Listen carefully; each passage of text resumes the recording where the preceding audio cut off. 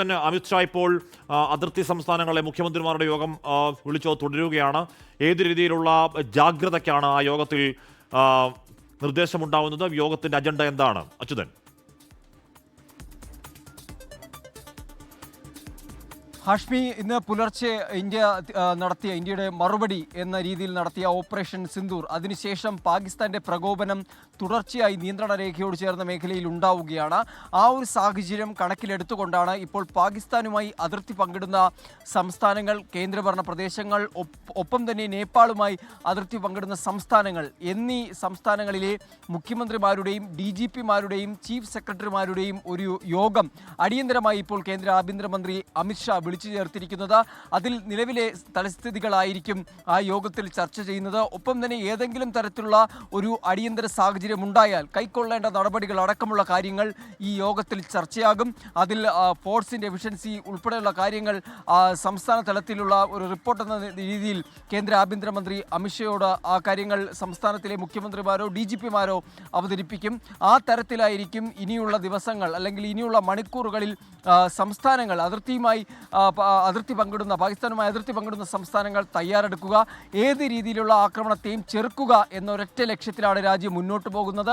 അതിൽ കൂട്ടായ ഒരു ഇടപെടൽ രാജ്യത്തിനകത്ത് ഒറ്റക്കെട്ടായി തന്നെ ഇപ്പോൾ രൂപപ്പെട്ടിരിക്കുന്നു. നേരത്തെ രാവിലെ വിദേശകാര്യ സെക്രട്ടറി വിക്രം മിശ്രി പറഞ്ഞതുപോലെ വർഗീയത ഉണ്ടാക്കുവാൻ വേണ്ടി നടത്തിയ ഒരു ഭീകരാക്രമണമായിരുന്നു പെഹൽഗാം ഭീകരാക്രമണം. എന്നാൽ രാജ്യം അത് ഒറ്റക്കെട്ടായി ചെറുത്തു നിന്നു, അതിനെ ചെറുത്ത് തോൽപ്പിച്ചു എന്നായിരുന്നു വിദേശകാര്യ സെക്രട്ടറി വിക്രം മിശ്രി ഇതുമായി ബന്ധപ്പെട്ട വിശദീകരിച്ചത്. അതായത് ഭീകരവാദത്തിനെതിരായ പോരാട്ടത്തിൽ രാജ്യം ഒറ്റക്കെട്ടായി പോകുന്നു എന്ന സന്ദേശം ഇതിലൂടെ ഇന്ത്യക്ക് പാകിസ്ഥാനും അതുപോലെ തന്നെ ലോകരാജ്യങ്ങൾക്കും നൽകാൻ കഴിഞ്ഞു. അത് തന്നെ മാതൃകയാക്കിയാണ് മുന്നോട്ട് പോകുന്നത്. ഇവിടെ ഇപ്പോൾ വരുമ്പോൾ ഈ അതിർത്തിയുമായി ബന്ധപ്പെട്ട് അത് ഗുജറാത്തുണ്ട്, ജമ്മു കാശ്മീർ, അതുപോലെ തന്നെ ഉത്തർപ്രദേശ് ഉൾപ്പെടെയുള്ള സംസ്ഥാനങ്ങൾ, പഞ്ചാബ് ഉൾപ്പെടെയുള്ള സംസ്ഥാനങ്ങൾ അവരോട് അതീവ ജാഗ്രത പുലർത്താൻ ഇതിനോടകം നിർദ്ദേശിച്ചിട്ടുണ്ട്.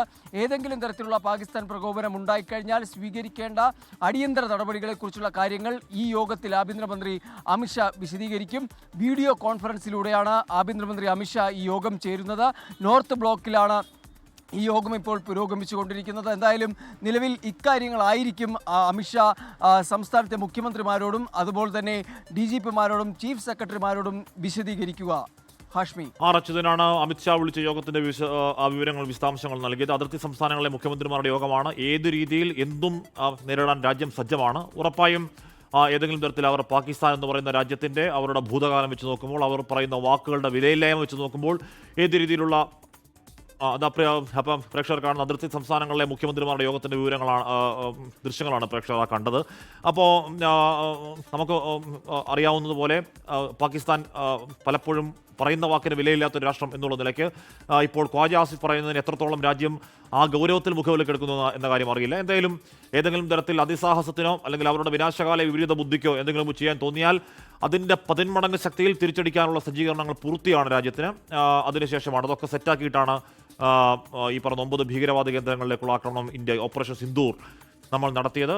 അതിർത്തി സംസ്ഥാനങ്ങൾ ഇപ്പോൾ അതിൻ്റെ ഒരു വിലയിരുത്തലാണ്, അതിൻ്റെ ഒരു സെക്യൂരിറ്റി ഓഡിറ്റ് നടത്തുകയാണ് ഇപ്പോൾ ആ യോഗത്തിൽ. പ്രിയപ്പെട്ട പ്രേക്ഷകരെ, ഒരു മോക്ക് ഡ്രിൽ അല്പസമയത്തിനകം വരുന്നുണ്ട്.